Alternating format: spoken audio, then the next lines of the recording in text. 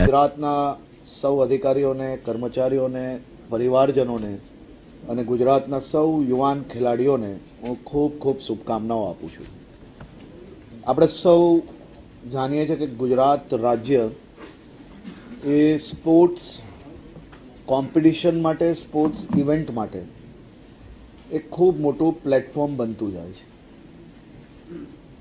ગુજરાત રાજ્ય આ વર્ષે એક ખૂબ જ મહત્ત્વની ટુર્નામેન્ટ હોસ્ટ કરી રહી છે. આ મહિને 16થી 18 ફેબ્રુઆરીએ સ્પોર્ટ્સ ઓથોરિટી ઓફ ગુજરાત અને એથ્લેટિક ફેડરેશન ઓફ ઇન્ડિયાના સંયુક્ત ઉપક્રમે national inter district junior athletics meet એટલે કે નિટજેમનું આયોજન કરવામાં આવેલું છે.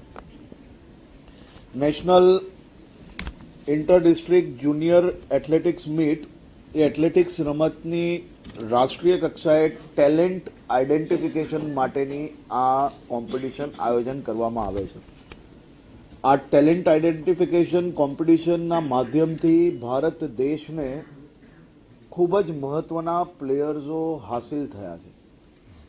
આના માધ્યમથી દેશભરના વિવિધ જિલ્લાઓના અલગ અલગ કાશ્મીરથી લઈને કન્યાકુમારી સુધીના કુલ મલાઈને ભારત દેશના યુવાનોને આ સીધું પ્લેટફોર્મ મળશે અને પ્લેટફોર્મ થકી એ લોકોની ટેલેન્ટને આઈડેન્ટિફાઈ કરીને એસોસિએશન દ્વારા આ પ્લેયર્સને મહત્ત્વનું પ્લેટફોર્મ આવનારા દિવસોમાં પૂરું પાડવામાં આવશે.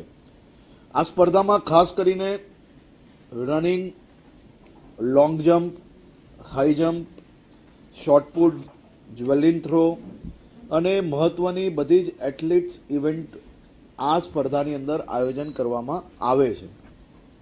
આ સ્પર્ધામાં સમગ્ર ભારતમાંથી 616 જિલ્લાઓમાંથી કુલ 5500 જેટલા ખેલાડીઓ ભાગ લેવા ગુજરાત ખાતે પધારવાના છે. જેમાં કોચ, મેનેજર, ટેકનિકલ ટીમ કુલ મળીને એની બી સંખ્યા ખૂબ મોટી છે. એટલે કુલ મળીને 7,000 થી 7,500 લોકો ગુજરાત ખાતે દેશભરમાંથી સ્પોર્ટ્સ જોડે જોડાયેલા લોકો આપણા ત્યાં મહેમાન બનવાના છે. આ સ્પર્ધામાં વિવિધ રાજ્યોમાંથી આવનાર ખેલાડીઓ માટે રાજ્ય સરકાર દ્વારા તમામ પ્રકારની વ્યવસ્થાઓ કરી લેવામાં આવી છે.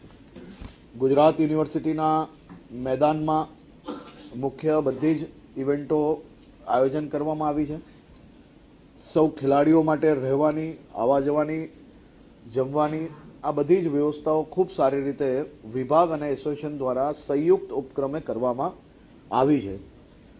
આ ઇવેન્ટ એ રાજ્ય માટે ખૂબ મહત્ત્વની છે.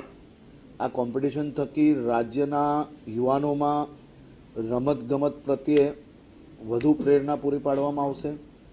આનાથી પ્રેરિત થઈને વિદ્યાર્થીઓ રમતગમત જોડે વધુ જોડાય તેનો બી પ્રયત્ન રાજ્ય સરકાર દ્વારા કરવામાં આવી રહ્યો છે. આપણે ગત વર્ષે જ રેકોર્ડ ટાઈમિંગની અંદર ગુજરાત સરકાર દ્વારા સ્પોર્ટ્સ ડિપાર્ટમેન્ટ દ્વારા નેશનલ ગેમ્સનું આયોજન કરવામાં આવેલું, જે ખૂબ જ સફળતાપૂર્વક એ આયોજન થયેલું હતું. આ વર્ષે નિટજેમ બી આપણે one of the best host તરીકે ગુજરાત આ ઇવેન્ટને પૂર્ણ કરશે અને મને વિશ્વાસ છે કે ગુજરાતની ધરતી પર આયોજન જ્યાં નિટજેમનું થવાનું છે તેના થકી ભારત દેશને એથ્લેટિક્સના સેક્ટરની અંદર ખૂબ મોટા પ્રમાણમાં નવા ખેલાડીઓ પ્રાપ્ત થશે.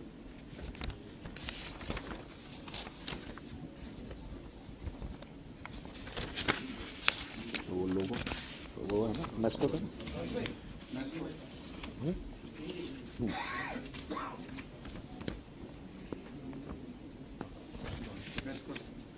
એક બાર મેસ્કોટ પછી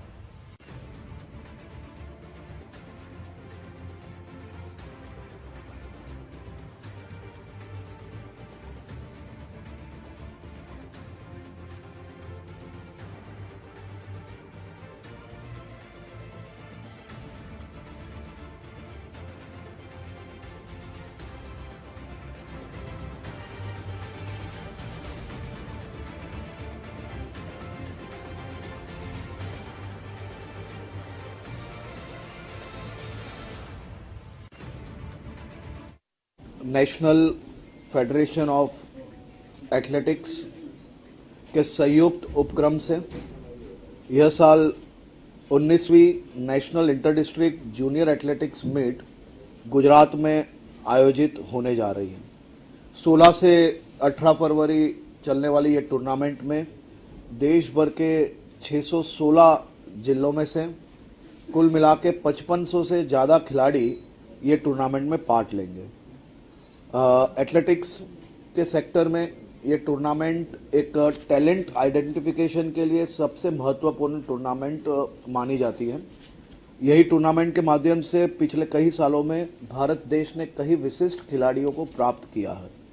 मुझे पूर्ण विश्वास है कि जिस प्रकार से गुजरात के खेल विभाग ने नेशनल अनेक स्पोर्ट्स इवेंट को आयोजन करने में सफलता प्राप्त की है, नेशनल गेम्स को पिछले साल रिकॉर्ड ब्रेकिंग टाइमिंग के अंदर एक ऐतिहासिक रूप में आयोजन गुजरात के खेल विभाग द्वारा किया गया था। निटजैम 16 से 18 फरवरी में ये निटजैम के माध्यम से गुजरात के युवाओं को खेल के लिए प्रेरित करने में ये टूर्नामेंट बहुत ही महत्वपूर्ण साबित होगी। और गुजरात आप सब हम देख सकते हैं कि गुजरात पिछले कई सालों से नेशनल एवं इंटरनेशनल स्पोर्ट्स टूर्नामेंट आयोजन करने में एक बहुत ही बड़ा प्लेटफॉर्म बनते जा रहा है। और मुझे विश्वास है कि निटजैम के माध्यम से गुजरात को और गुजरात के युवाओं को खेल के लिए आने वाले समय में बहुत ही प्रोत्साहन के साथ साथ नई अपॉर्चुनिटीज प्राप्त हो।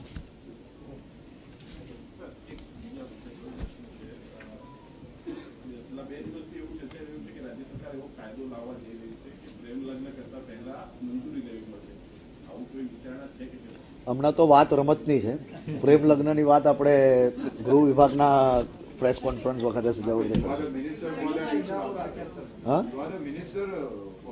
of course I know it very well and I know when I have to answer.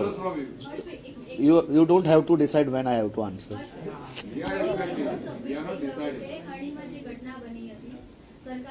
મેં કહ્યું આપણે કે વિભાગ દ્વારા સંપૂર્ણ માહિતી હું આપને બી જણાવવા માંગુ છું કે આ સ્પોર્ટ્સની પ્રેસ કોન્ફરન્સ છે ને, ખાસ કરીને નેશનલ લેવલની આપણે મહત્વની ટુર્નામેન્ટ જ્યારે આપણે ગુજરાતમાં આયોજન કરવા જઈ રહ્યા, તમે જરૂરથી મને વિધાનસભામાં આવતા જતા એ પૂછજો પ્રશ્ન હું જરૂરથી આપી લઈશ અને તમારો જવાબ આપવા હું બંધાયેલો છું ને આપીશ જ. આ સ્પોર્ટ્સ માટે આપી લઈશું, ઓફિશિયલ તને સાંજે મળી જશે માહિતી. ઇનામ એના ઓફિશિયલી ફેડરેશન દ્વારા તમને સંપૂર્ણ માહિતી પ્રેસ નોટની અંદર હમણાં આપી દેવામાં આવશે.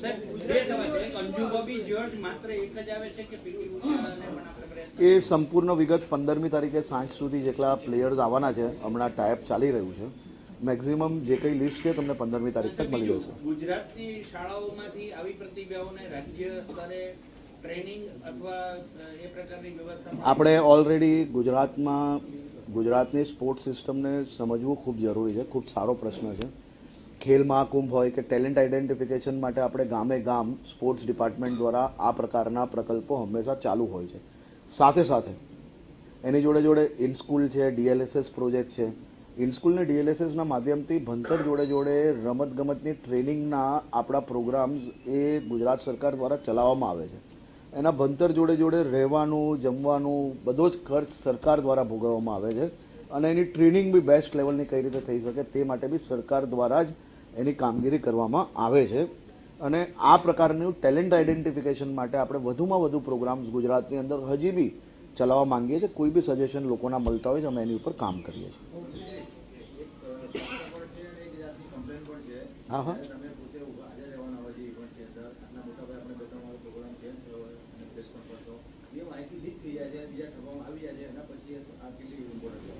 સારું તપાસ કરાયેલું છે, વાંધો નથી, કરાવી લઈએ તપાસ.